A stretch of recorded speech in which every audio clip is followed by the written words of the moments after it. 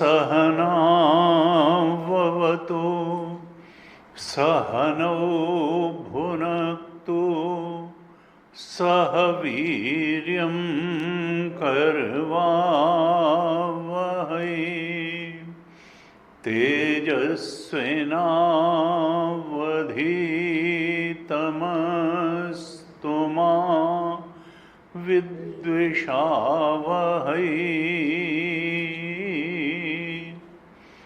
ॐ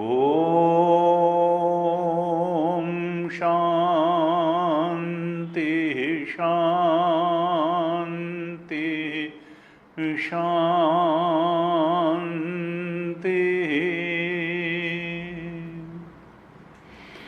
सदाशिवसमारम्भाम् शङ्कराचार्यमध्यमाम् अस्मदाचार्यपर्यन्तां वन्दे गुरुपरम्पराम्।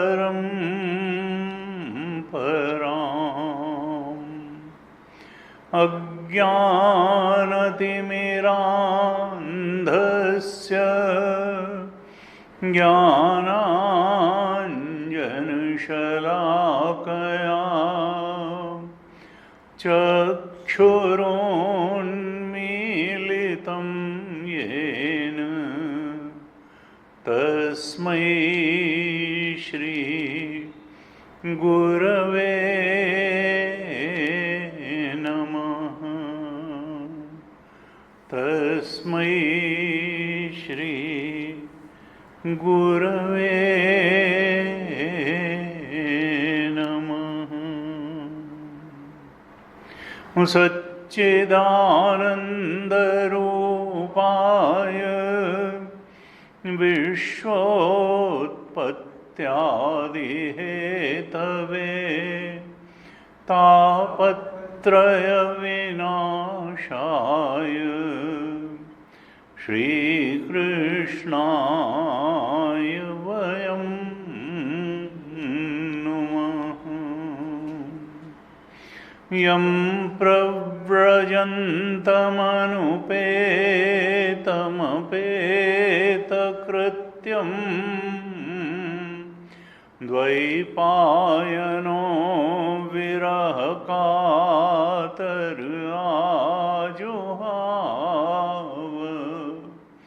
पुत्रेति तन्मयतया तरवोऽभिनेदुः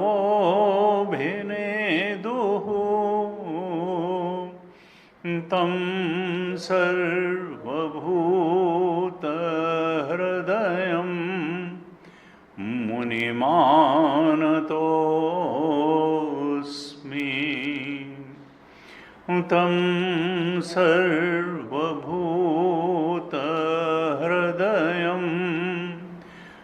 मुनिमानतोऽस्मि।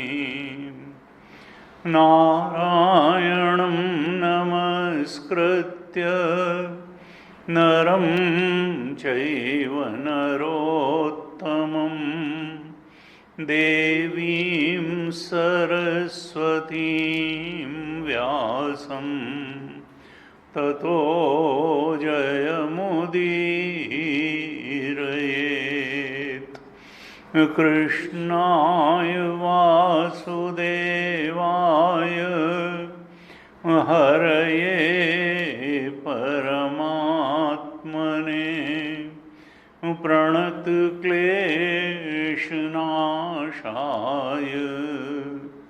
गोविन्दाय नमो नमः। प्रणतक्लेशनाशाय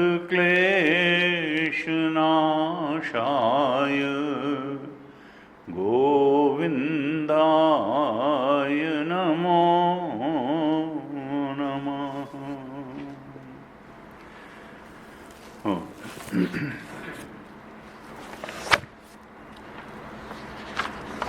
श्रीमद् भागवत महापुराण की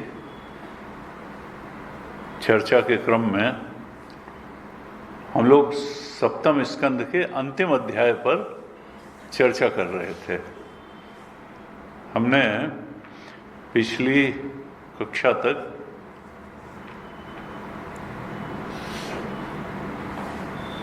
श्लोक संख्या अध्याय 15 के श्लोक संख्या 26-27 तक चर्चा की थी। अंत में ये 22वें श्लोक से लेकर के 27वें श्लोक तक बड़ा सुंदर प्रकरण था। अध्याय 15 7th कैंटो चैप्टर 15 के 22 से 27 श्लोक तक, जिसमें साधना की बात महाराज जी बताते हैं। और कहा था कि ये जो 4 बाधाएं हैं आत्मबोध के मार्ग में, काम, क्रोध, लोभ और भय, इन पर कैसे विजय प्राप्त की जाए, साधक इनके ट्रैप से कैसे बाहर निकले और आत्मा के स्वरूप के बोध की ओर कैसे बढ़े। तो कहा था संकल्प काम के मूल में है। काम जानामिते मूलम संकल्पात किल जाय से योग वाशिष्ठ में भी कहा था। तो संकल्प का त्याग करके कामना को जीत लें। कामना को जीत लेंगे तो क्रोध होगा ही नहीं। अर्थ यानी धन कितना आवश्यक है और कितना अनावश्यक है, कहाँ से अनर्थ रूप हो जाता है अर्थ, इस पर विचार करने से लोभ से मुक्ति हो सकती है। और तत्व चिंतन जब हम करते हैं तो उससे भय चला जाता है। आनंदम ब्रह्मणो विद्वान न विवेहति कुतश्चन, हमने चर्चा की थी। कहा था देखो, सत्व गुण बढ़ाते चले जाओ तो रजोगुण और तमोगुण पर विजय प्राप्त की जा सकती है। और फिर संसार से उपरति कर लो तो सत्वगुण पर भी विजय प्राप्त की जा सकती है, क्योंकि सत्वगुण भी अंत में गुण ही है, बांधने वाला ही है। और अंत में कहा था 26वें श्लोक में कि गुरु को मनुष्य जो मानता है वो गुरु के स्वरूप को नहीं समझता, वो दुर्बुद्धि है। भगवान स्वयं ही गुरु के रूप में प्रकट होते हैं। ईश्वरो गुरुरात्मेति मूर्ति भेद विभागिने, शास्त्र में कहा गया कि ईश्वर, गुरु और आत्मा में कोई भेद नहीं होता है, केवल उनके बाह्य स्वरूप में भेद है, अंदर से वो तीनों एक हैं। ईश्वरो गुरु आत्मा इति ईश्वरो गुरुरात्मेति मूर्ति भेद विभागिने, उनके केवल बाह्य स्वरूप में अंतर है, जो अंदर है आत्म तत्व उस तक तो सभी पहुंचे। गुरु सूत्रम में कहा, मन्नाथा श्री जगन्नाथ हम मद गुरु श्री जगत गुरु मदात्मा सर्वभूतात्मा तस्मै श्री गुरुवे नमः। गुरुर्ब्रह्मा गुरुर्विष्णु गुरुर्देवो महेश्वरा गुरु साक्षात परब्रह्म। तो अंत में इस प्रकरण में गुरु की महिमा बताई कि जो गुरु के शरणागत रहता है, गुरुदेव को ही ईश्वर रूप मान करके उनके निर्देशों का पालन करता है, गुरु भक्ति करता है, तो गुरु भक्ति के द्वारा परम सत्य के बोध में आने वाले जितने भी विघ्न हैं उन सब के पार जाया जा सकता है, ऐसे बताया था। तो यहाँ तक हमने चर्चा की थी। इसके बाद फिर से देखिए, ये जो 15वां अध्याय था ये गृहस्थों के लिए मोक्ष धर्म बता रहे हैं इसमें, कि गृहस्थ भी कैसे मुक्ति को प्राप्त कर सकता है, मोक्ष को प्राप्त कर सकता है। कई बार समाज में लोग प्रश्न करते हैं कि भाई सन्यासी मोक्ष के लिए अधिकृत माना जाता है और उसके लिए तो गृहस्थ हम क्या करें कि हम जो है गृहस्थ में रहते हुए ही मोक्ष को प्राप्त कर लें। तो ये जो 15वां अध्याय है ये इसी बात का निर्देश करने के लिए नारद जी युधिष्ठिर जी के माध्यम से हम सबको बता रहे हैं कि एक गृहस्थ व्यक्ति भी क्या क्या करे कि वो मोक्ष को प्राप्त हो जाए। तो ये विकारों पर विजय सबके लिए आवश्यक है। गृहस्थ को भी मुक्ति पानी है तो गुणातीत होना पड़ेगा। सत्वगुण द्वारा रजोगुण तमोगुण पर विजय प्राप्त करनी पड़ेगी। काम क्रोध लोभ भय पर विकारों पर भी से भी मुक्ति प्राप्त पानी पड़ेगी और उसके लिए तरीका बताया। अब कहते हैं कि शास्त्रों में जो भी नियम संयम की बातें बताई गई हैं 28वें श्लोक में कहते हैं वे सब उन सब नियम संयम की बातों का अल्टीमेट एम क्या है, तात्पर्य क्या है? कहा एकमात्र तात्पर्य यही है कि जो षड्विकार हैं काम क्रोध लोभ मोह मद मत्सर, इन 6 शत्रुओं पर विजय प्राप्त कर ली जाए। सारे यम नियम का उद्देश्य यही है, षड्विकारों पर विजय हो जाए, या कहा 5 इंद्रियों और मन पर विजय प्राप्त हो जाए। हम मन के और इंद्रियों के गुलाम बन के ना जिए बल्कि इनके मास्टर बन करके जिए, इंद्रिय और मन वश में हो जाएं। फिर सावधान करते हैं 28वें श्लोक में ही नारद जी कि अगर हमको लगता है कि हमने षड्विकारों पर विजय प्राप्त कर ली, 5 इंद्रियों और मन पर भी विजय प्राप्त कर ली, लेकिन हमारे जीवन में सतत भगवद स्मरण रूपी फल प्रकट नहीं हुआ, इन सब की विजय का भी उद्देश्य क्या है, इसका फल मिलना क्या चाहिए? चिंतन। क्योंकि चिंतन सबसे गहरी चीज है। और गीता जी में बार बार कहा हमारे शास्त्रों में कि देखो स्मरण से बढ़कर के कुछ नहीं है, सतत स्मरण सतत ध्यान चिंतन होना चाहिए भगवान का। यहाँ 28वें श्लोक में कहते हैं कि अगर इंद्रियां और मन भी वश में हो गई, तुम्हें लगता है षड्विकारों पर विजय प्राप्त कर लिया, लेकिन तब भी अगर भगवान के ध्यान चिंतन में सातत्य नहीं आया तो समझो ये सब विजय प्राप्त करना भी श्रम एव ही केवलम, ये श्रमावहाह है, इन्होंने अभी ये फलीभूत नहीं हुआ संयम। क्योंकि संयम फलीभूत होगा तो सतत दिव्य आत्म चिंतन के रूप में इसका परिणाम शुभ परिणाम सामने आएगा।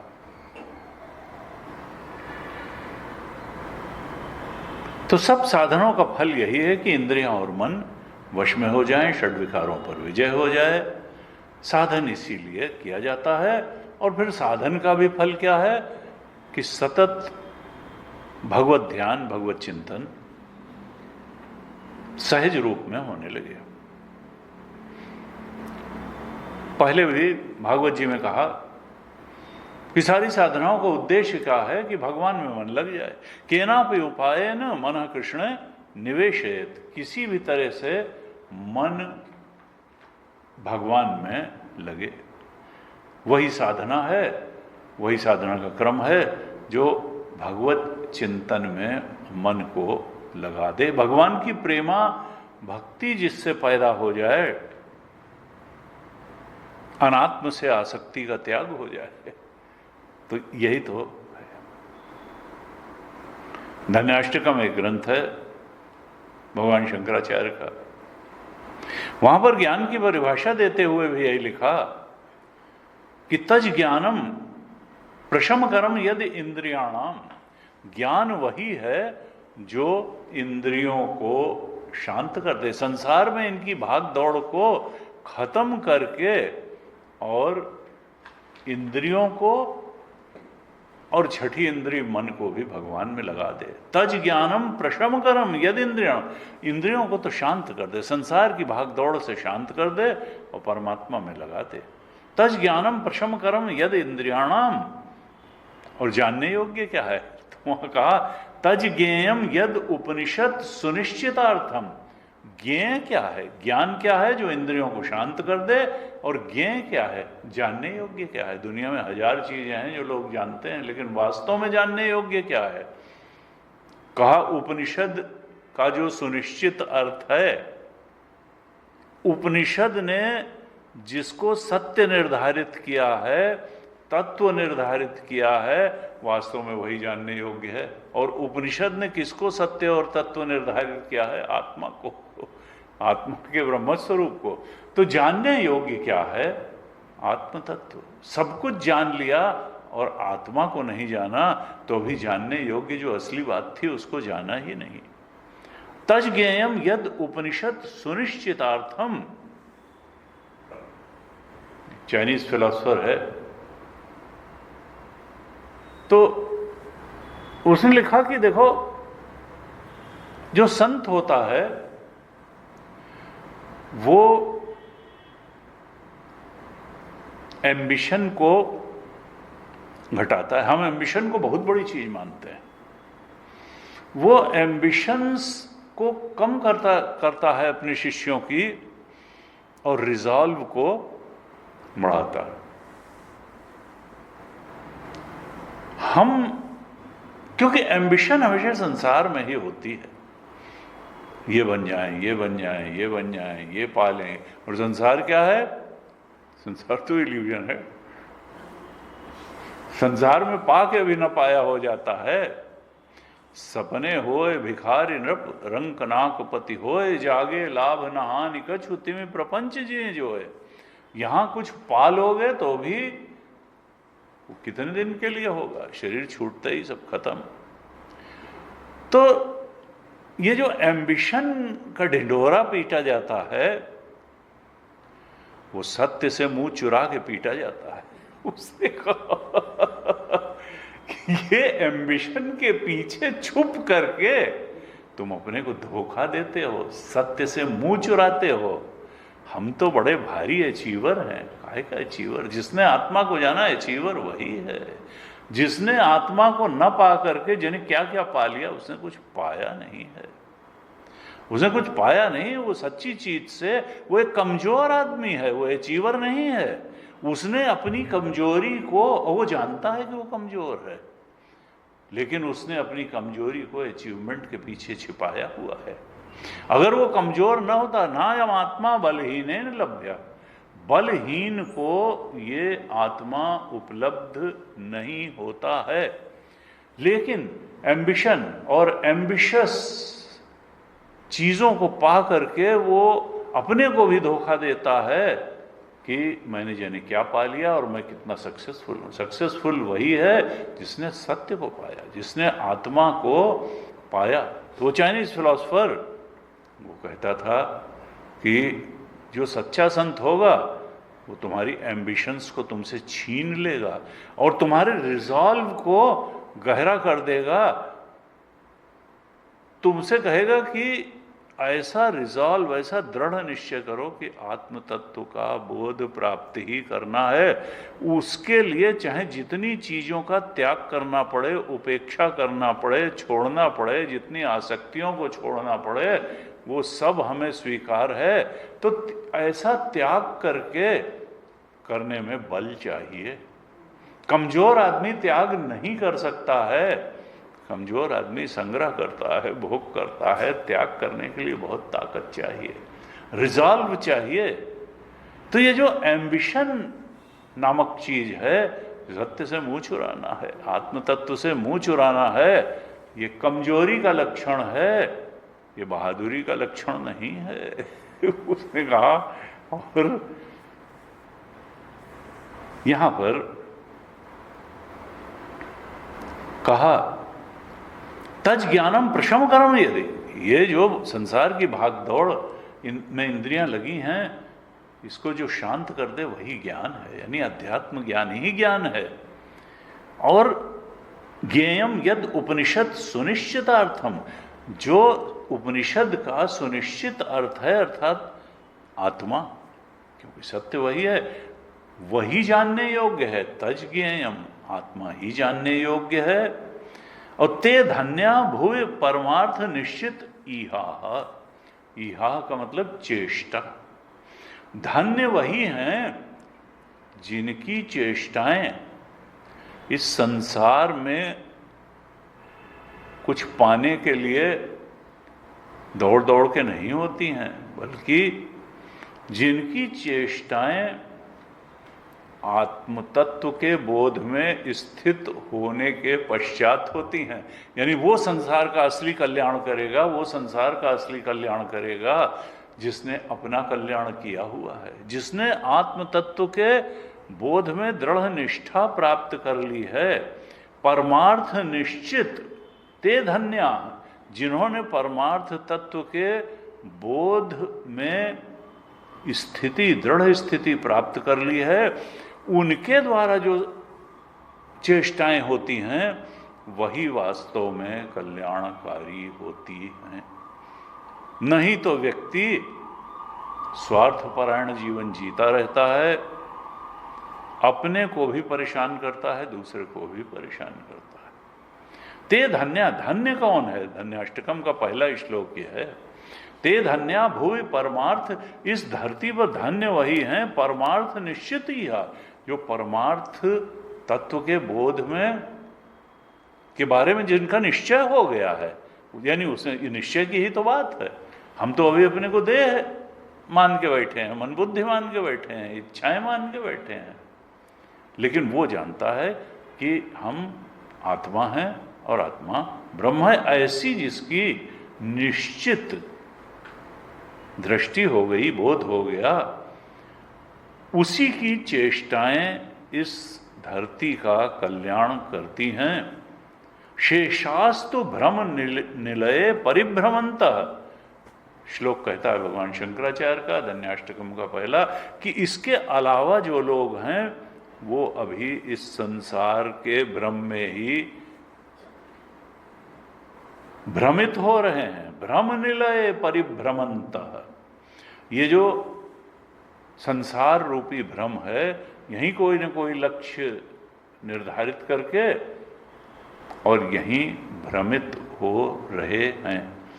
अर्थात भगवान शंकराचार्य वहाँ क्या कहना चाहते हैं कि परमार्थ तत्व के बोध के लिए अगर तुमने प्रयास किया, दृढ़ प्रयास किया, सार्थक प्रयास किया, तब तो मनुष्य जीवन सफल हुआ, और नहीं तो इस इल्यूसिव वर्ल्ड में, इस नश्वर संसार में तुमने कुछ भी पा लिया तो वो पाना कोई बहुत ऐसा पाना नहीं है जो तुम्हें संसरण से मुक्त कर देगा, जो तुम्हारे दुख को, ऊब को, अशांति को, अतृप्ति को मिटा देगा। कुछ नहीं मिटाएगा जब तक कि उपनिषत्सु परमार्थ, उपनिषद सुनिश्चितार्थम को तुम जान नहीं लोगे, आत्म तत्व को जान नहीं लोगे।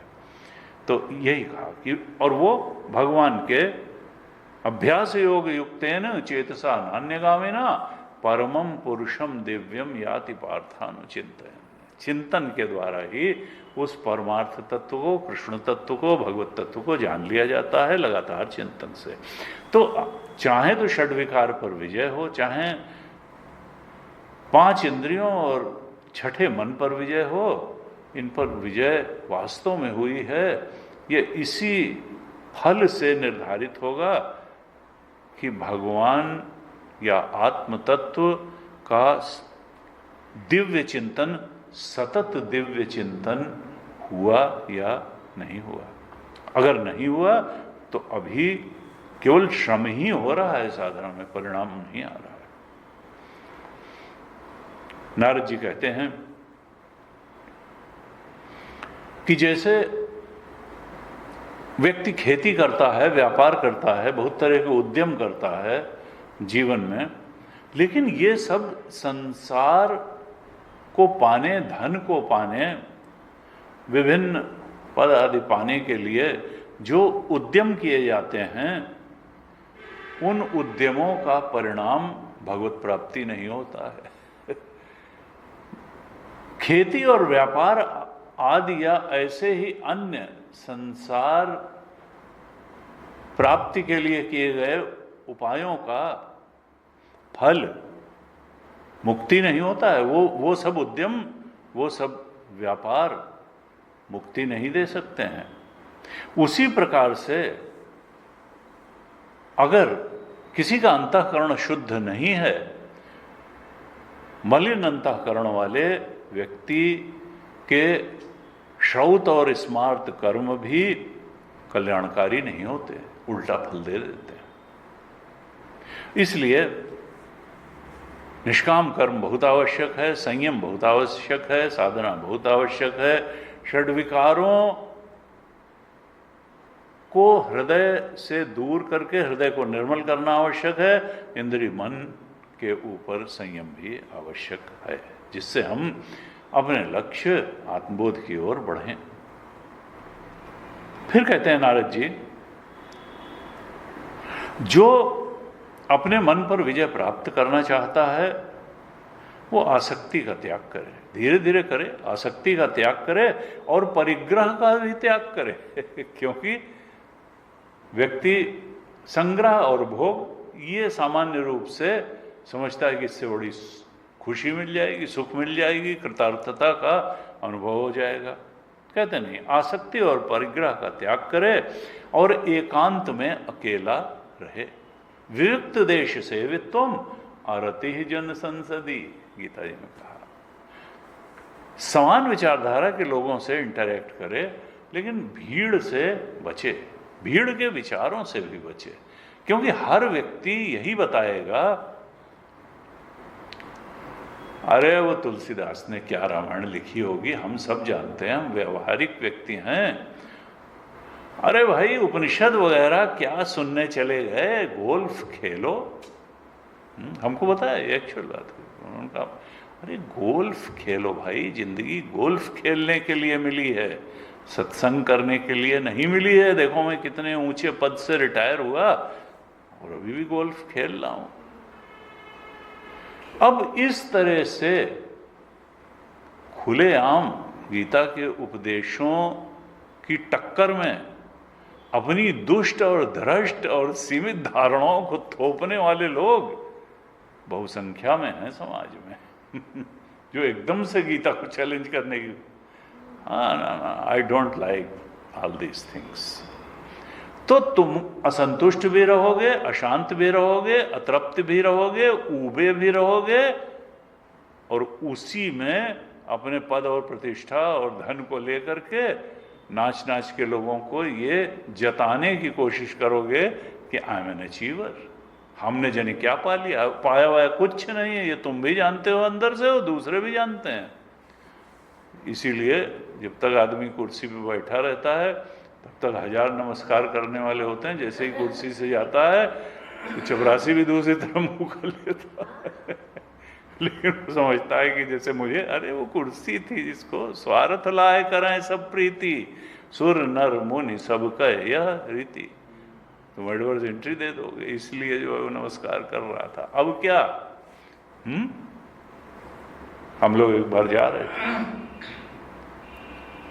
ध्यान करने के लिए, वहाँ जाते थे तो एक हम लोग ग्रुप में ही थे, तिवारी जी बड़े मौलिक आदमी थे, उन्होंने कभी कुछ जीवन में ज़्यादा किया नहीं, पिताजी के सहारे उन्होंने ज़िंदगी काट दी और ध्यान व्यान करते थे कलकत्ता। तो बस से हम लोग कलकत्ता मद्रास स्टेशन पे उतरे और आश्रम जाना था रामावरम में। तब तक रुको रुको रुको भाई, जज साहब आ गए, जज साहब आ गए, जज साहब आ गए। तो और उनको ज़्यादा संकोच नहीं था, जज साहब, और उसमें सब इलाहाबाद उसके आसपास के ही लोग चूंकि आए थे, तो वही सब बस में आ रहे थे। तो कौन जज साहब? अरे वो मिर्जापुर वाले, मिर्जापुर वाले, वो तो रिटायर हो गए। तो रिटायर से क्या मतलब है? किसी ने कहा कि, और जज साहब तब तक चढ़ चुके हैं बस के अंदर। सुनकर रिटायर से क्या, रिटायरमेंट के बाद कौन जज? देसी आदमी, रिटायरमेंट के बाद कौन जज? और वो सुन रहे हैं जज साहब। फिर वो 2 सीट आगे बैठ गए। लोगों ने कहा, अरे चुप रहो तिवारी, ऐसे ही कहा जाता है भाई, रिटायरमेंट के बाद भी कहा जाता है कि काहे रिटायरमेंट के बाद काहे कहा जाई? कहा आप कौनो फैसला दे दे हैं तो माना जाई। कहा अब कौनो फैसला दे दे हैं तो माना जाए। पूरा तर्क किया उन्होंने अपनी सामान्य बुद्धि से, वो बात ठीक थी, लेकिन भाई अब समाज का चलन, कब अब कौनो फैसला दे दे हैं तो माना जाए। ये हुआ कि ठीक है, वो फैसला वैसला की बात छोड़ो, लेकिन वो जज साहब हैं, जज साहब हैं, और जब तक जीवित रहेंगे जज साहब के नाम से पुकारे जाएंगे। ऐसा अब उसको नहीं समझ में आया उसको, लेकिन वो बेचारा कम पढ़ा लिखा लेकिन सदा हुआ आदमी। तो इस तरीके से लोग नहीं सोचते कि भाई कुर्सी को नमस्कार हो रहा था, तुमको नमस्कार नहीं हो रहा था। लेकिन कहा एकांत में रहे, अगर मन पर विजय प्राप्त करनी है तो एकांत में अकेला रहे और शरीर निर्वाह मात्र के लिए थोड़ा भोजन करे, परिमित भोजन करे और स्वल्प भोजन करे। ओंकार का जप करे, संकल्प विकल्प को छोड़ दे, पूरक, कुंभक और रेचक प्राणायाम करे और इससे प्राण और पान की गति को रोके। ऐसा करने से क्या होगा कि मन अब कामना की प्रताड़ना से उतना घायल नहीं होगा। धीरे धीरे कामना का वेग कम होता चला जाएगा। कामना की चोट मन पर असर नहीं करेगी, निस्तेज होंगी कामनाएं। और फिर जहां जहां ये कामना वाला मन भागे, वहां वहां से इसे धीरे से लौटा ले और हृदय में भगवत चिंतन में इसको लगा दे। ऐसा जब बार बार करेंगे तो चित्त शांत हो जाएगा, वृत्तियां शांत हो जाएंगी, वासनाएं अब सिर नहीं उठाएंगी, कामना कम कम और निष्प्रभावी होती चली जाएगी। और जब ऐसा हो जाएगा, चित्त बिल्कुल शांत बढ़िया हो जाएगा, सात्विक हो जाएगा, तब फिर सहज रूप में आत्मानंद का अनुभव होगा, ब्रह्मानंद का अनुभव होगा। ये चित्त आत्मानंद के स्पर्श को प्राप्त करके उसी में मग्न हो जाएगा और फिर ये विषय आनंद के पीछे नहीं जाएगा, क्योंकि उच्चतर आनंद मिलने पर फिर नीचे के आनंद की तरफ ये मन नहीं भागता है। नारद जी कहते हैं, युधिष्ठिर, ऐसा गृहस्थ एक तरह से सन्यासी ही हो गया है, और सन्यासी भी जो पहले तो धर्म, अर्थ और काम का त्याग कर देता है और बाद में फिर उन्हीं का सेवन करने लगता है, वो तो वातांशी, कुत्ते को कहते हैं मानदार वातांशी, ये अपने उगले हुए को ही निगल लेता है कुत्ता। तो वो तो जैसे अपने उगले हुए को ही खाने वाला कुत्ता ही है कि एक बार तो उसने अर्थ, काम और धर्म को छोड़ करके केवल मोक्ष धर्म को ही अपनाया, भगवत चिंतन रूप धर्म को ही अपनाया, समस्त आसक्तियों को त्याग किया और फिर उसी में कूद गया।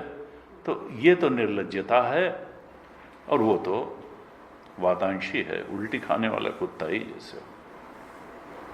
38वें श्लोक में कहते हैं, देखो युधिष्ठिर,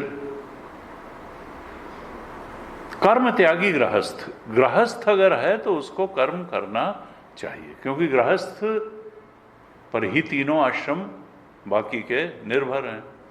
इसलिए गृहस्थ को कर्म का त्याग नहीं करना चाहिए, उसको कर्म भी करना चाहिए और अर्जन भी करना चाहिए।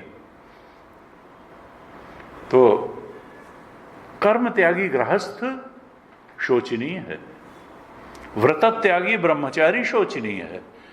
ब्रह्मचारी को गुरु आज्ञा पालन रूप अपने व्रत का पालन करना ही चाहिए। तो कर्म त्यागी गृहस्थ शोक करने योग्य है, व्रत त्यागी ब्रह्मचारी शोक करने योग्य है, और ऐसा वानप्रस्थी जो तपपूर्ण जीवन नहीं जी रहा है वो भी शोक करने योग्य है, क्योंकि वानप्रस्थी के लिए तप आवश्यक बताया गया है। सन्यास के लिए प्रिपरेटरी आश्रम है, और कहा इंद्रिय लोलुप सन्यासी जो है ये भी शोक करने योग्य है कि सन्यास ले लिया लेकिन इंद्रियां भी उनके विषयों में रमण करने के लिए ही लोलुप हैं। तो ऐसा इंद्रिय लोलुप जो सन्यासी है वो शोचनीय है। ये चारों यानी कर्म त्यागी गृहस्थ, व्रत त्यागी ब्रह्मचारी और ऐसा वानप्रस्थ जो तपस्वी नहीं है, ऐसा सन्यासी जो इंद्रिय लोलुपता में पड़ा हुआ है, ये चारों अपने अपने आश्रम के कलंक हैं और ये व्यर्थ में ही उस आश्रम के नियमों के पालन का ढोंग करते हैं। और अगर वर्णाश्रम धर्म का ठीक से पालन नहीं किया गया तो मोक्ष की तरफ बढ़ना होगा नहीं। ये 38वें श्लोक में स्पष्ट रूप से बताया। कहा जो इस तरह से अपने आश्रमों के लिए कलंक रूप हैं और व्यर्थ आश्रमों का ढोंग करते हैं, नारद जी कहते हैं उनकी उपेक्षा कर देनी चाहिए। तो फिर ये तो जो आश्रम के नियमों धर्मों का पालन नहीं कर रहे हैं उनकी स्थिति बताई, और जिसने ठीक से साधना करते हुए, ठीक से इंद्रिय मन का संयम करते हुए, हृदय को षड्विकारों से मुक्त करके सतत भगवत चिंतन और भगवान के ध्यान के द्वारा आत्मबोध प्राप्त कर लिया, उसकी स्थिति क्या है। तो बड़ा प्रसिद्ध श्लोक है, ये उपनिषद में भी आता है, 40वां श्लोक। थोड़े से अंतर से यहां नारद जी कहते हैं, आत्मानं चेद विजानीयात परम ज्ञान धुताशयः किमिच्छन्न कस्य वा हेतोः देहम पुष्णाति लंपटः। उपनिषद में ये इस रूप में आता है, पंचदशी में 100 से ऊपर श्लोक लिख दिए इसी एक उपनिषद के मंत्र के ऊपर विद्यारण्य स्वामी जी ने। तो वहां क्या है, आत्मानं चेद विजानीयात अयम अस्मेति पुरुषः किमिच्छन्न कस्य कामाय शरीरम अनु संज्वरेत। यहां कहा आत्मानं चेद विजानीयात परम ज्ञान धुत आशय किमिच्छन्न कस्य वा हेतोः देहम पुष्णाति लंपटः। जब आत्मज्ञान के द्वारा किसी ने अपने को आत्मस्वरूप जान लिया, आत्मानं चेद विजानीयात, जान लिया कि ये देह मैं नहीं हूं, ये सूक्ष्म शरीर अंतःकरण या मन बुद्धि भी मैं नहीं हूं, कारण शरीर वासनाएं इच्छाएं भी मैं नहीं हूं, मैं तो आत्मस्वरूप हूं, सच्ची इन तीनों शरीरों का अधिष्ठान और प्रकाशक मैं हूं, मैं तो तीनों शरीरों के परे हूं, मैं तो पंचकोशों के, मैं तो तीनों अवस्थाओं का अधिष्ठान हूं, मैं तो सच्चिदानंद हूं। आत्मानम इस तरह से जिसने जान लिया, आत्मा को परब्रह्म स्वरूप जिसने जान लिया, जिसको आत्मज्ञान हो गया, धुताशय, जिसकी सारी वासनाएं निर्मूल हो गई, अब वी नहीं रहा उसके अंदर, अब ओंकार स्वरूप में स्थिति हो गई, उसने जान लिया कि हम तो ओंकार स्वरूप हैं। ऐसा जानने के बाद किमिच्छन्न, संसार में किस विषय को पाने की इच्छा से वो दौड़ धूप करेगा उसने तो परमानंद अपने स्वरूप वो ही आनंद स्वरूप अनुभव कर लिया। तो किमिच्छन, किस विषय की इच्छा से, और कस्य वा हेतु, किस भोक्ता की तृप्ति के लिए। अब तो कर्ता भोक्ता जीव जो है वो तो क्या हुआ, वो तो चला गया, पीएफटी रहा ही नहीं, ओंकार आ गया। जीवत्व जो है वो ब्रह्मत्व में लीन हो गया। हेरत हेरत हे सखी रहा कबीर हेराए। अब वो जो नाम रूप की सीमाओं वाला चेतन था, वो नाम रूप हटते ही ब्रह्म चेतन उसने जान लिया कि मैं था। ये नाम रूप तो जो है इसका कोई अस्तित्व ही नहीं था। मैं जबरदस्ती अपने को इच्छाओं में, नाम रूप में, देह में कैद चेतन माने बैठा था। ये तो सब इल्यूजन था। मैं तो त्रिविध परिच्छेद शून्य चेतन था। देश काल वस्तुओं में परिच्छिन्न नहीं था। मैं तो शुद्ध चेतन था। चेतन को कैद करने की ताकत न समय में है, न देश में है, न वस्तुओं में है। मैं तो त्रिविध देश काल वस्तु से अपरिच्छिन्न चेतन, मैं तो ब्रह्म चेतन था। ऐसे फिर वो किस इच्छा से और किस भोक्ता की तृप्ति के लिए इंद्रिय लोलुप हो करके, लंपट हो करके, पोषणाति देहम, इस देह का पोषण करेगा। देह का पोषण उसके जीवन का उद्देश्य नहीं होगा। ऐसे कहा। बड़ा सुंदर श्लोक है 40वां। इसके बाद नारद जी कहते हैं, युधिष्ठिर, उपनिषदों में भी यह वर्णन आया है कि यह शरीर एक रथ है। रथ योद्धा को शत्रुओं पर विजय पाने के लिए मिलता है कि रथ पर सवार हो और सारथी भी तुम्हारा अच्छा हो, घोड़े भी तुम्हारे सधे हुए हों, रथ शरीर रूपी रथ सधा हुआ हो। घोड़े क्या हैं? इंद्रियां घोड़े हैं। कहा उपनिषद, कठोपनिषद का ये रूपक है कि ये शरीर रथ है और इंद्रियां घोड़े हैं, और मन जो है लगाम है, और बुद्धि सारथी है, और जीव रथी बन करके इस पर बैठा हुआ है। तो ये सब सधे हुए अगर होंगे, घोड़े यानी इंद्रियां बुद्धि के वश में होंगे, बुद्धि गुरु और शास्त्र के वचनों से विवेकवती होगी, और वो विवेकवती बुद्धि मन पर लगाम लगाएगी, और मन इंद्रियों यानी घोड़ों को ठीक दिशा में चलाएंगे। तो कहा इंद्रियाणि हयान्या हो, कठोपनिषद में कहा इंद्रियां जो है यानी घोड़े हैं, इंद्रियों को घोड़े कहा। अविषयांश तेषु गोचरन, विषय क्या है? उनके चारागाह हैं हरे हरे संसार के विषय। इंद्रियां कहती हैं मैं विषयों को चरने जाऊंगी, लेकिन अगर घोड़े के हिसाब से चला, इंद्रियों के हिसाब से मन चला और मन के हिसाब से बुद्धि चली, तो फिर संसार में ही भटक भटक के मर जाना होगा। यह संसार कुस और कांकर, उलझ ही मर जाना है? अपना नहीं देश बेगाना है। मीरा ने कहा यह संसार कुस और कांकर, उलझ ही मर जाना है। हमारा देश तो आत्मदेश है। ये संसार में दिखने वाला देश, जागृत अवस्था का देश, ये हमारा घर नहीं है, ये हमारा लक्ष्य भी नहीं है। लेकिन इंद्रियां कहेंगी यहीं भागो, ये विषयांश तेषु गोचरन।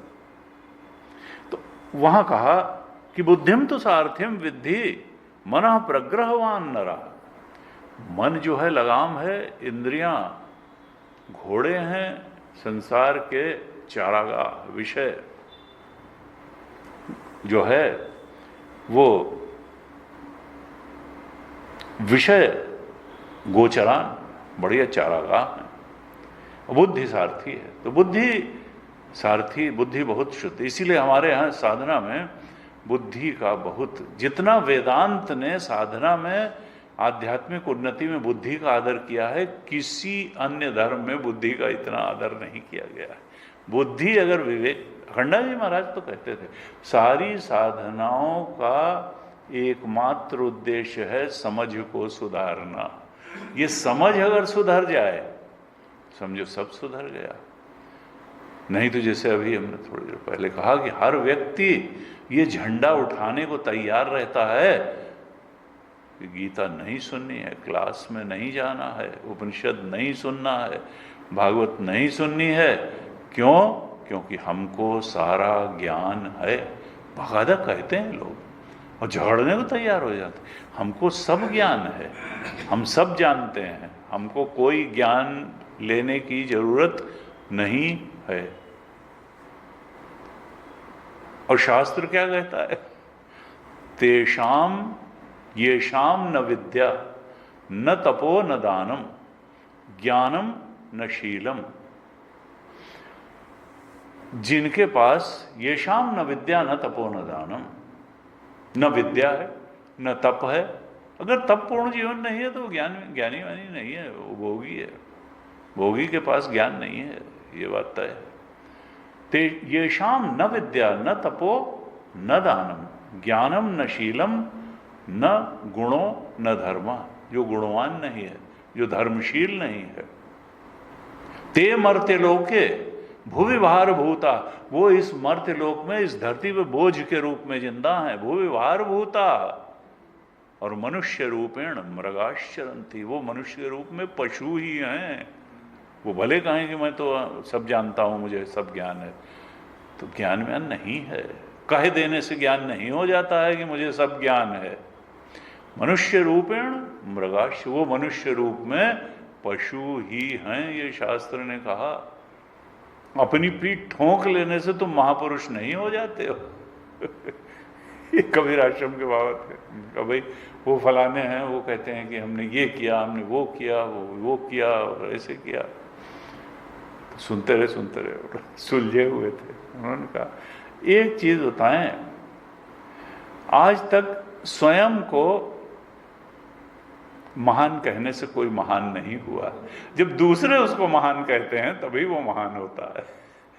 और दूसरे के महान का कहने का यही हाल है कि आई रिटायर्ड एज ये, और दूसरी तरफ दूसरे लोग क्या कह रहे हैं? काहे भाई अब फैसला दे दें तो क्या माना जाए? वो देला इंपॉर्टेंस देने को तैयार नहीं, लेकिन वो अपने को बताए पड़े कि मैं महान हूं। भाई काहे के महान? ते मर्त्य लोके, अगर वो गीता और उपनिषद के बिना ही कहता है कि मैं तृप्त हूं, संतुष्ट हूं, मैं, तो वो झूठ बोलता है। वो अपने आप से भी झूठ बोलता है, दूसरों से भी झूठ बोलता है। येषाम न विद्या न तपो न दानम दानम न शीलम न गुणो न धर्मा ते मर्त्य लोके भुवि भार भूता मनुष्य रूपेण मृगाश्चरन्ति। मनुष्य रूप में पशु ही है। तो हमको मनुष्य शरीर इसलिए मिला है कि हम अपनी चेतना को उसकी सर्वोच्च अवस्था तक ऊपर उठा सकें। इस चेतना को और संसार में गिरा के पतन की ओर न ले जाएं कि पशु चेतना की, पशु जैसे व्यवहार कर रहा है वैसे करने लगे ना।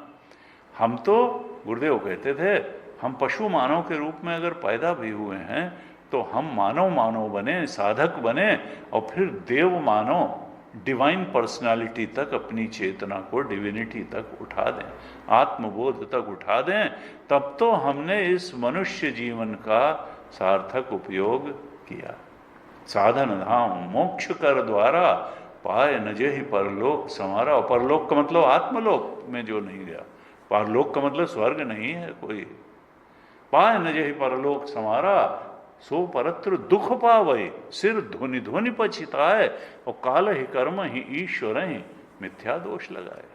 बाद में मरते समय और जब तमाम परेशानियां आती हैं तब व्यक्ति कहता है ईश्वर रूठ गया। भाई तुम ही रूठे थे, तुमने अपने को पहलवान न होते हुए पहलवान समझा और यही प्रचारित किया, अपने को धोखा दिया, दूसरों को धोखा दिया, तो फिर धोखा खाओगे। धोखा देने वाला धोखा खाएगा। तुम खुदा को धोखा नहीं, ऊपर वाले को धोखा नहीं दे सकते हो। कितने बड़े धोखेबाज हो तुम, उसको धोखा नहीं दिया जा सकता। तो नारद जी कहते हैं कि ये जीव रथी है और जीव इस रथ को ले करके, शरीर रूप रथ, बुद्धि रूप सारथी, मन रूप लगाम, इंद्रिय रूप, तो इसको कहाँ जाना है? इसको परम सत्य की तरफ बढ़ करके जाना है। ये शरीर जो है, कबहू को कर करुणा नर दे ही देती इस बिन होते, कभी करुणा करके भगवान मनुष्य शरीर दे देते हैं। नरतम सम नहीं कौन्यू दे ही जीव चराचर जाचते ही। मनुष्यत्वम मुमुक्षुत्वम, ये दुर्लभ है संयोग। त्रयम एतद दुर्लभम लोके दैवानुग्रह हेतुकम। मनुष्यत्वम मोक्षत्वम, महापुरुष, मनुष्य का शरीर भी मिल जाए और मोक्ष की इच्छा भी मिल जाए, सत्संग और कोई मार्ग दिखाने वाला गुरु भी मिल जाए, महापुरुष भी मिल जाए। ये सारे संयोग मिल गए, लेकिन हमने इस संयोग का ठीक उपयोग नहीं किया, तो फिर हम अपने दुश्मन खुद हैं।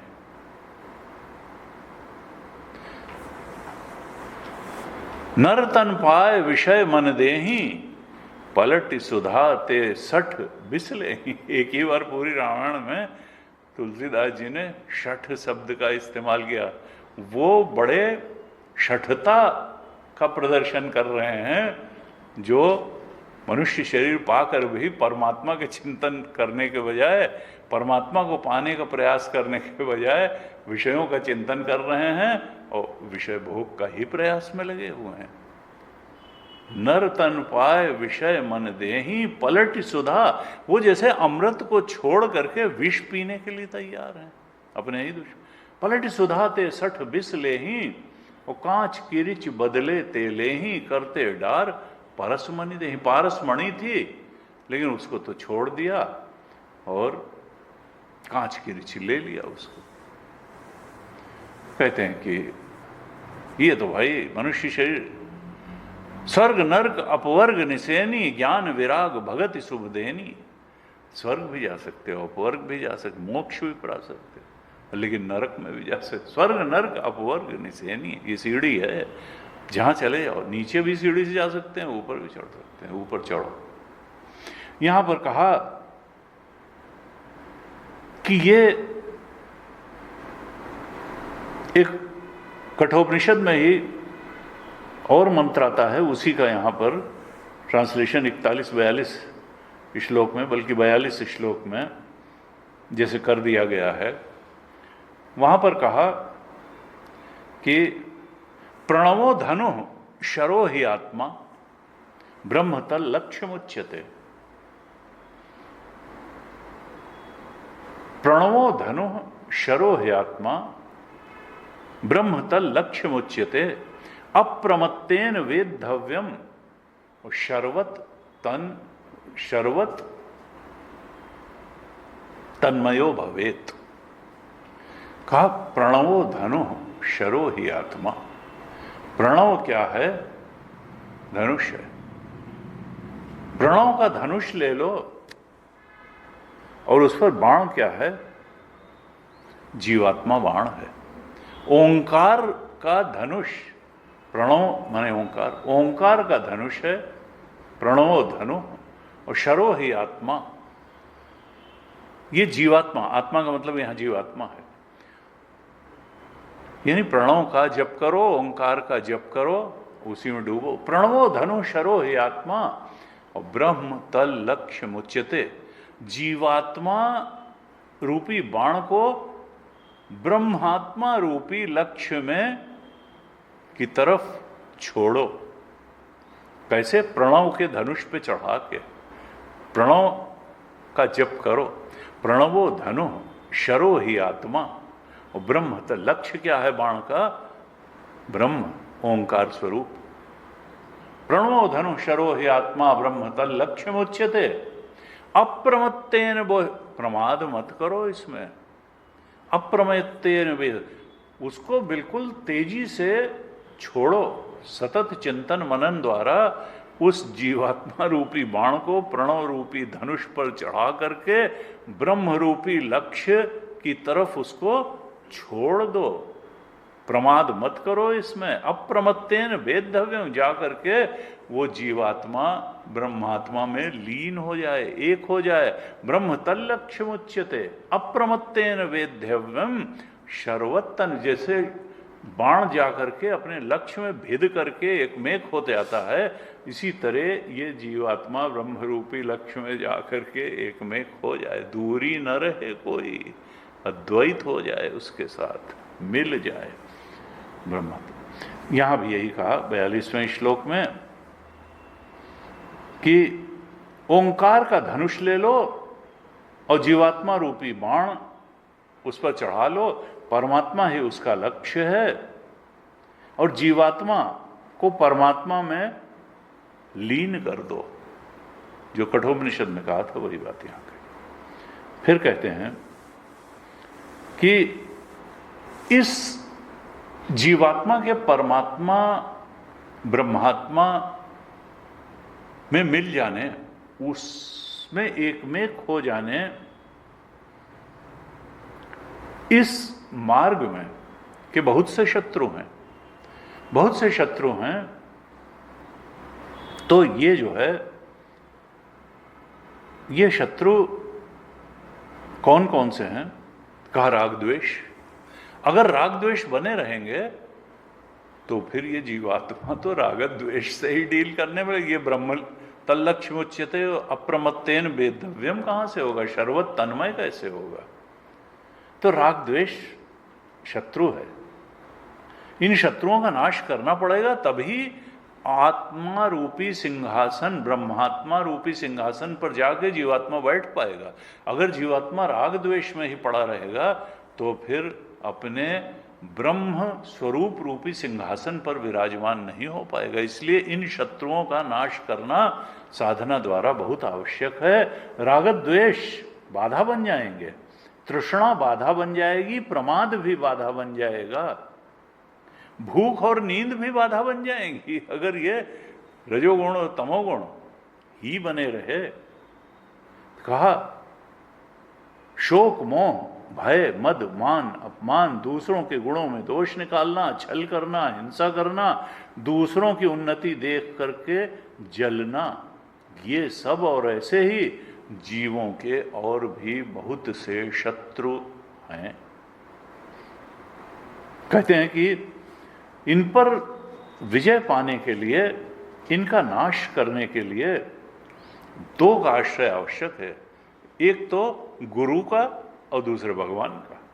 भगवान की शरणागति आवश्यक है, गुरु की शरणागति आवश्यक है। गुरु जब शास्त्र वचनों को कहे तो उनको श्रद्धापूर्वक श्रवण करके और उनको स्वीकार करके तदनुसार जीवन जीना आवश्यक है। कहते हैं और इन सब से उपदेश क्या मिलेगा कि भगवान से तो भक्ति करो और बाकी सब जगह से आसक्ति को छोड़े, फिर तुम्हारा शरीर ही क्यों ना हो सब जगह, क्योंकि छूट जाएगा एक दिन। इसलिए आसक्ति क्या करना, जो चीज छूटने वाली है, जो चीज तुमको तुम्हारी इच्छाओं ने ही क्रिएट करके दी है, जो कोई रियल नहीं, इच्छाएं ही रियल नहीं, इच्छाएं कल्पना ही तो हैं, विचार ही तो हैं इच्छाएं। इच्छाएं कोई बड़ी पक्की चीज थोड़ो है, ब्रह्म थोड़ो है इच्छा, कल्पना है हमारी।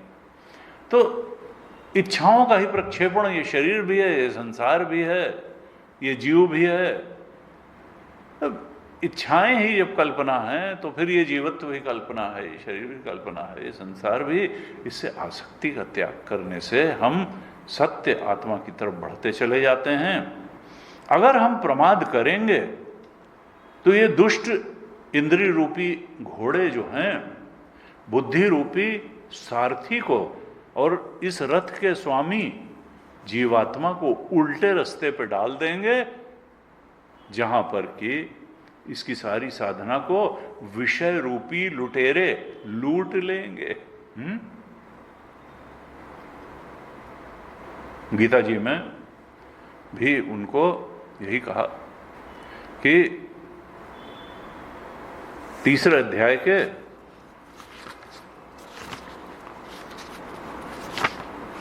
34वें श्लोक में हमने कई बार कोट किया है, इनको रास्ते के लुटेरे कहा गया।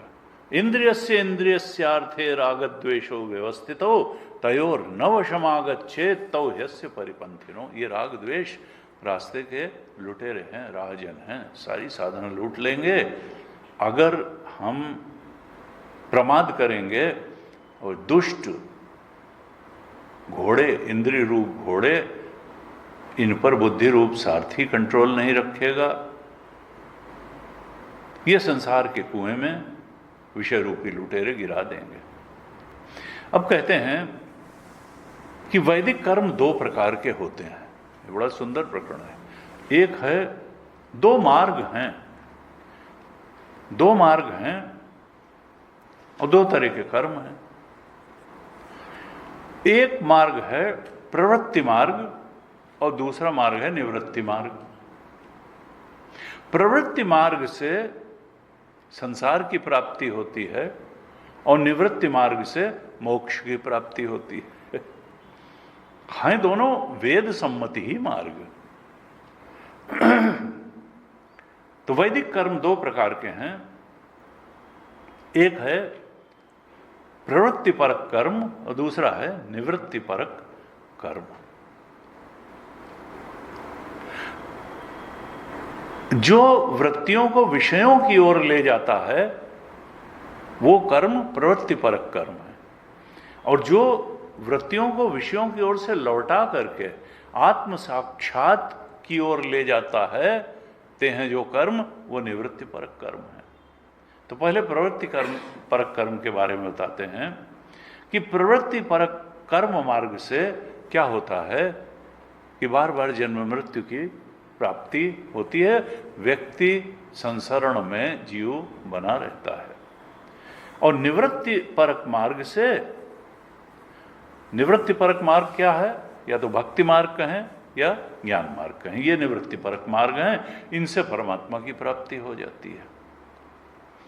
अब प्रवृत्ति परक कर्म क्या है? इसमें दो तरह के कर्म हैं, इष्ट कर्म और आपूर्त कर्म। तो इष्ट कर्म क्या हैं? जैसे जो व्यक्ति अपने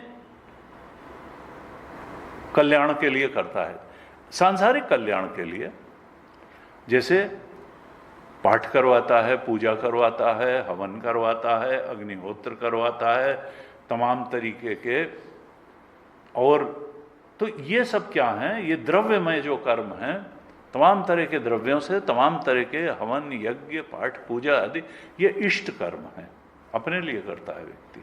और एक समाज के लिए किए जाने वाले कर्म, तो ये आपूर्त कर्म है।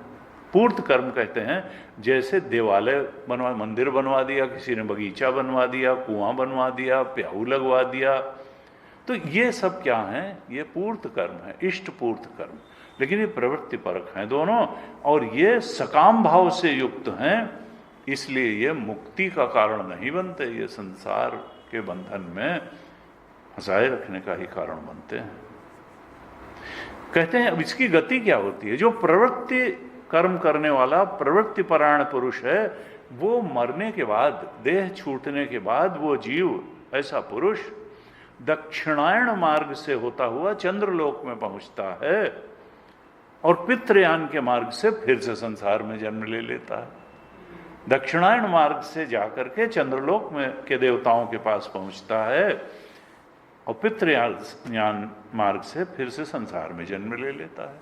लेकिन जो निवृत्ति निष्ठ ज्ञानी है वो दक्षिणायन से नहीं जाता, उत्तरायण के अभिमानी देवताओं के पास जाता है, ब्रह्मलोक में पहुंचता है, और वहां के भोग समाप्त होने पर फिर जो उसकी स्थूल उपाधि है, जिसको विश्व कहा, उसको अपनी सूक्ष्म उपाधि या तेजस में लीन कर देता है।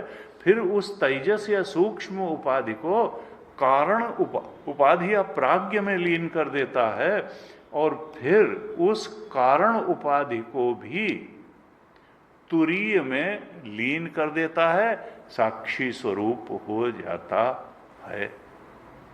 और यही मोक्ष पद है, कहा यही मोक्ष पद है। इसे ही देवयान मार्ग कहते हैं। और इस तरह से उत्तरायण मार्ग से जा करके तुरीय में स्थित हो जाने वाले उस जीव का, जो कि अब शुद्ध आत्मा रह गया, तुरीय स्वरूप के बोध में स्थित हो गया, मोक्ष प्राप्त हो गया, देवयान मार्ग से वो ब्रह्मलोक में अपने स्वरूप में स्थित हो जाता है और फिर जन्म मृत्यु के चक्कर में नहीं पड़ता। इस तरह से निवृत्ति मार्गी मुक्त हो जाता है, लेकिन प्रवृत्ति मार्गी फिर संसार में आता है। कहते हैं ये दोनों वेदोक्त मार्ग हैं।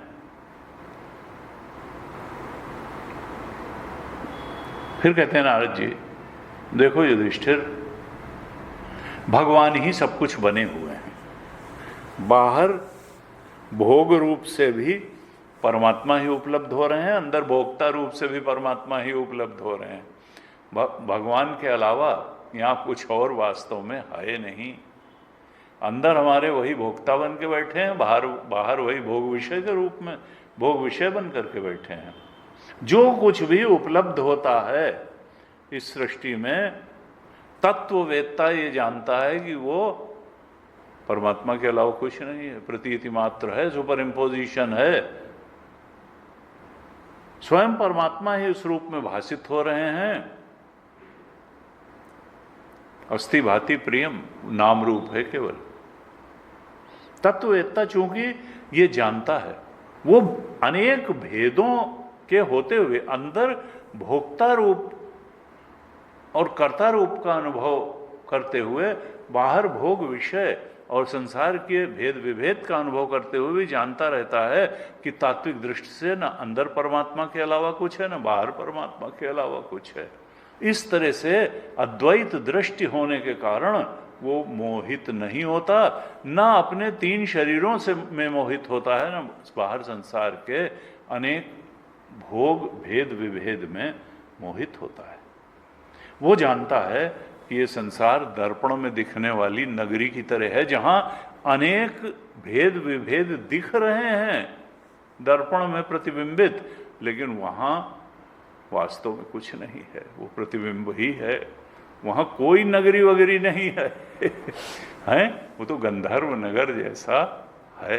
जैसे कहते हैं ना, आकाश में बादलों में एक नगर बस गया। इसने कहा, एक वंध्या पुत्र आकाश सुमन की माला पहन करके, हाथों में इंद्रधनुष ले करके, मरीचिका के जल से नहा धो करके, तृप्त हो करके, और गंधर्व नगर को जीतने के लिए चल दिया। और उसने खरगोश के सींगों से बना हुआ मुकुट पहन रखा था। अब इसमें हर चीज झूठी वंध्या के पुत्र ही नहीं हो सकता लेकिन इसी तरीके से यह है संसार की कथा कि वंध्या पुत्र ने क्या किया। आकाश सुमन होता ही नहीं, आकाश में कहाँ फूल खिलता है। उसने आकाश सुमन की माला पहन ली। वंध्या पुत्र जो है ही नहीं, उसने आकाश सुमन की माला पहन ली। ये सब कपोल कल्पना में जिंदा है व्यक्ति। आकाश सुमन की माला पहन ली, मरीचिका का जल ही नहीं, तो उससे क्या नहाएगा होगा, क्या पी के तृप्त होगा। लेकिन कहा उससे तृप्त हो गया। और इंद्रधनुष जो है कोई होता है, वो तो इल्यूजन है, वो भी विब्जोर का। इंद्रधनुष को हाथ में पकड़ा और उससे क्या किया कि गंधर्व नगर को एग्जिस्ट करता है कि उसको जीतने चलेगा वंध्यापुत्र। और खरगोश के सींग होते ही नहीं, तो खरगोश के सींग का मुकुट क्या पहनेगा। लेकिन नहीं, ऐसे जब एक इल्यूजन को स्वीकार करता है, दसियों इल्यूजन फिर ऐसा बंध जाता है कि लगता नहीं यही तो सत्य है, और सत्य भूल जाता है। तो यहाँ कहा दर्पण में दिख पड़ने वाला प्रतिबिंब जब विचार करेंगे और युक्ति करेंगे तो वो बाधित हो जाएगा कि वहाँ कुछ नहीं है, वो कोई वहाँ संसार नहीं है। दर्पण में वस्तु के रूप में दिखता तो है, लेकिन है नहीं वस्तु रूप। ऐसे ही नारद जी कहते हैं, इंद्रियों के द्वारा दिखने वाले वस्तुओं का भेदभाव भी विचार और युक्ति से और आत्मानुभव से असंभव होने के कारण वस्तुतः ये वस्तुओं का भेद भी न होने पर भी सत्य प्रतीत होता है। आत्मा के अलावा कुछ नहीं, अद्वैत तत्व ही सत्य है। ये शरीर भी नाम रूप मात्र है, पंचभूत भी है ही है और मिथ्या है। इंद्रियों से दिख पड़ने वाली सृष्टि परमात्मा में वास्तव में एग्जिस्ट ही नहीं करती। जैसे दर्पण में दिखने वाला संसार दर्पण में एग्जिस्ट ही नहीं करता, ऐसे ही परमात्मा में दिखने वाली ये सृष्टि परमात्मा में एग्जिस्ट नहीं करती, परमात्मा में बाधित होने पर भी दिखाई देती है। और हम देखने को सत्य मान लेते हैं और जो है उसके बोध की तरफ बढ़ते नहीं दृढ़ता से, क्योंकि हम तो एम्बिशियस हैं। और वो चाइनीज फिलोसोफर ने कहा रिजॉल्व ही नहीं है कि हम सत्य के बारे में दृढ़ निश्चय कर सकें। कहते हैं जब तक अज्ञान के कारण एक ही परम तत्व में अनेक वस्तुओं के भेद मालूम पड़ते रहते हैं, तब तक इन भिन्नताओं के अस्तित्व का मोह बना रहता है। और जब तक ये भिन्नताओं में मोह, इनमें सत्यत्व का मोह बना रहेगा, तब तक ये विधि निषेध के शास्त्र भी बने रहेंगे, उपयोगी रहेंगे। गुरु के उपदेश की भी आवश्यकता होगी, शास्त्र के वचनों की भी आवश्यकता होगी। यही तो तरीका है सत्य तक पहुंचने का। कहते हैं जो आत्मा के अद्वैत तत्व का साक्षात्कार करते हैं, जो सारे भेद को मिटा देते हैं, दृष्टा दृश्य और दर्शन के भेद को मिटा देते हैं, जागृत स्वप्न सुषुप्ति के भेद को मिटा देते हैं, वो केवल अद्वैत तत्व का ही दर्शन करते हैं। फिर कहते हैं ये अद्वैत तत्व 3 प्रकार का है, भावाद्वैत, क्रियाद्वैत और द्रव्याद्वैत। 3 प्रकार का अद्वैत। 3 प्रकार का चीज तो एक ही है, 3 प्रकार से उसको बता रहे हैं अद्वैत को। 3 प्रकार से उस पर विचार किया जाना चाहिए। कहा भावाद्वैत क्या है कि भाव के धरातल पर, यानी विचार के धरातल पर यह बात समझी जाए कि जैसे वस्त्र सूत रूप ही है, सूत का ताना बाना बिन देने से ही वस्त्र बन जाता है। वस्त्र सूत के अलावा और कुछ है थोड़ो, बस ये कि सूत को पहना नहीं जा सकता, इसलिए उपयोगिता के कारण हम कहते हैं वस्त्र अलग है और वस्त्र ज्यादा उपयोगी है और सूत उपयोगी नहीं। देखा जाए तो वस्त्र सूत रूप ही है, कारण है सूत और कार्य है वस्तु। इसी प्रकार से इस संसार में हर चीज जो आत्मा के अलग है परमात्मा से, वो कार्य रूप है, सबका कारण परमात्मा ही है।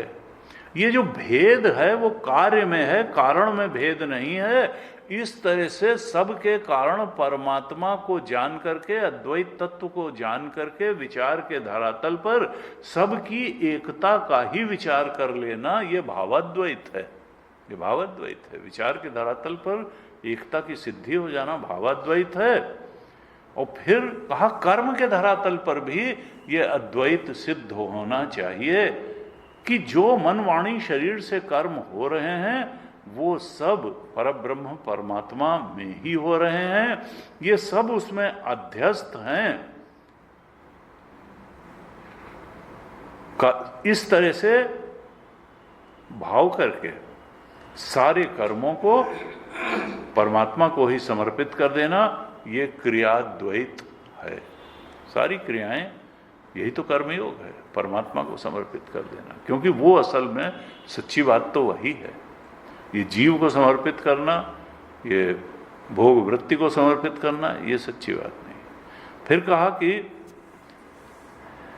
सारे ही प्राणियों के, अब भोग के धरातल पर जो अद्वैत है उसको द्रव्याद्वैत कहा। भोग के पहला विचार के धरातल पर अद्वैत कहा भावाद्वैत, कर्म के धरातल पर अद्वैत कहा क्रियाद्वैत, और फिर भोग के धरातल पर भी अद्वैत जो है उसको कहा द्रव्याद्वैत।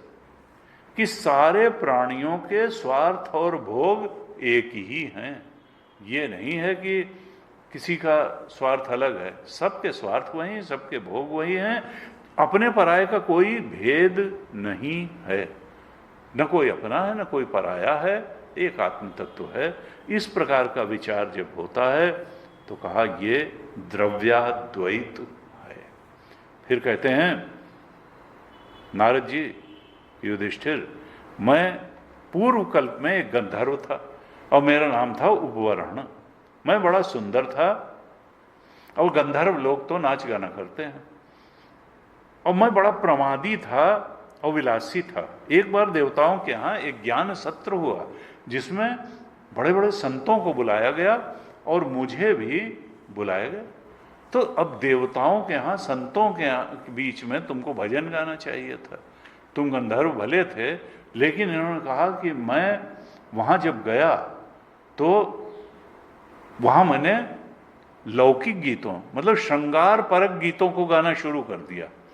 संतों के समाज में बजाय भजन गाने के इन्होंने श्रृंगार परक गीत, लौकिक गीत गाना शुरू किया।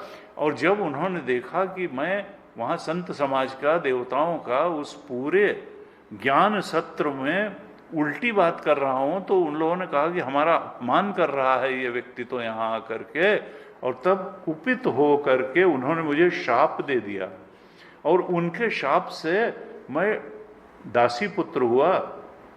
लेकिन शूद्र होने के बावजूद मैंने संतों की सेवा की, सत्संग किया। महात्माओं को पहले कथा आ चुकी है, महात्माओं का सत्संग किया और उनकी सेवा शुश्रूषा के प्रभाव से दूसरे जन्म में मैं ब्रह्मा जी का मानस पुत्र हुआ। मानस पुत्र है नारद जी। तो कहा कि मेरा अपना प्रत्यक्ष अनुभव है कि संतों की सेवा से ही भगवान प्रसन्न होते हैं। क्योंकि दासी पुत्र, शापित दासी पुत्र होने के बावजूद सत्संग किया, संतों की सेवा की, भगवान प्रसन्न हो गए और मैं अगले जन्म में ब्रह्मा जी का मानस पुत्र हो गया। कहा इस मैंने जो तुमको ये गृहस्थों का धर्म बताया है, जो आचरण बताया है, इस धर्म के आचरण से गृहस्थ भी अनायास ही सन्यासियों को मिलने वाला आत्म पद, परम पद प्राप्त कर लेता है। इस प्रकार से ये उपदेश हुआ मोक्ष धर्म, गृहस्थों के लिए मोक्ष धर्म उपदेश। और यही 7वें स्कंध का अंतिम अध्याय का उपदेश था। यहाँ से 7वां स्कंध पूरा होता है। अब अगली कक्षा से हम 8वें स्कंध में प्रवेश करेंगे। आज ही ओम पूर्णमदः पूर्णमिदं पूर्णात् पूर्णमुदच्यते पूर्णस्य पूर्णमादाय पूर्णमेवावशिष्यते। ओम शांति शांति शांति। हरि ओम। श्री गुरुभ्यो नमः। हरि ओम।